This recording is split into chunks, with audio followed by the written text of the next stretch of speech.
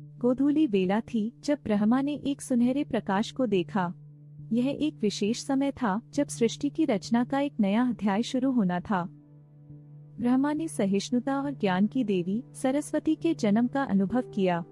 यह एक अद्भुत संयोग था जब ब्रह्मा ने अपने मन से सरस्वती का स्वरूप तैयार किया। उन्होंने अपनी संतति के लिए संगीत, कला और ज्ञान का सृजन किया। ब्रह्मा ने सरस्वती को आयामों से बाहर एक अद्वितीय रूप में देखा। इस दिव्य स्त्री में सभी प्रकार की विद्या और संगीत का ज्ञान समाहित था। उनके जन्म के साथ ही स्वर्ग में सभी देवताओं ने उत्सव मनाना शुरू किया। सरस्वती की सुंदरता और उदात्तता ने सभी का दिल जीत लिया। उन्होंने उनके छोटे छोटे हाथों में वीणा को पकड़ा हुआ देखा, जो उनके संगीत को हर दिशा में फैलाने के लिए तैयार थी। सरस्वती के साथ ब्रह्मा का संबंध विशेष था क्योंकि वह उनकी एक अद्भुत रचना थी। सरस्वती ने पहले ही दिन से ज्ञान और विद्या का संदेश फैलाना शुरू कर दिया। उनके चरणों के स्पर्श से धरती पर ज्ञान की किरणें फैल गईं।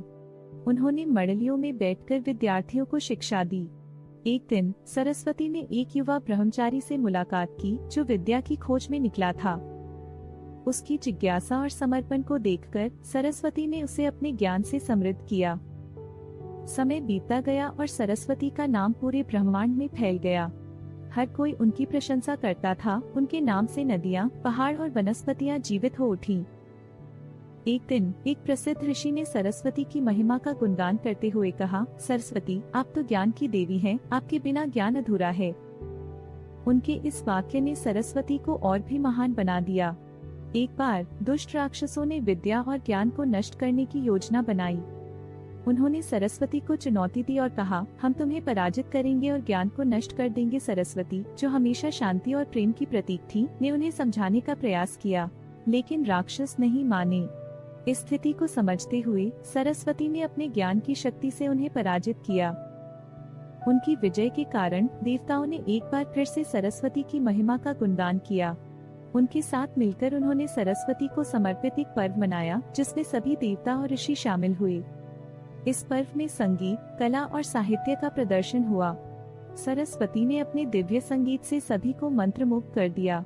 उनकी शिक्षा और ज्ञान की शक्ति ने सारे संसार को एक नई दिशा दिखाई।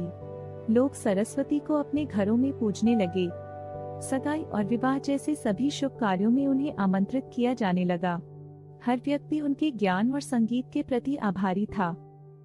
सरस्वती की विद्या का प्रभाव हर क्षेत्र में दिखाई देने लगा। युवा छात्र उनकी ओर आकर्षित होने लगे और हर कोई उनका आशीर्वाद लेना चाहता था। एक दिन उनकी कृपा से एक राजकुमार ने प्रतिज्ञा की कि वह सच्चे ज्ञान की खोज में अपने जीवन को समर्पित करेगा। सरस्वती ने मुस्कुराते हुए उसे आश्वासन दिया कि वह हमेशा उसके साथ रहेंगी। समय के साथ सरस्वती ने अपने अनगिनत भक्तों को ज्ञान और कला की ओर प्रेरित किया। उन्हें हर जगह पूजा जाने लगा और उनकी उपासना से ज्ञान की वर्षा होने लगी। धरती पर हर जगह छात्रों और विद्वानों का समूह बन गया जो सरस्वती की कृपा से ज्ञान प्राप्त कर रहे थे। इस प्रकार देवी सरस्वती का जन्म एक महत्वपूर्ण घटना बनी जिसने संपूर्ण सृष्टि में ज्ञान और कला का संचार किया।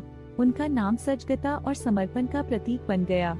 सरस्वती की महिमा आज भी जीवित है और उनके द्वारा प्रदत्त ज्ञान का प्रकाश हर व्यक्ति के जीवन में दिशा निर्देश करने वाला होता है।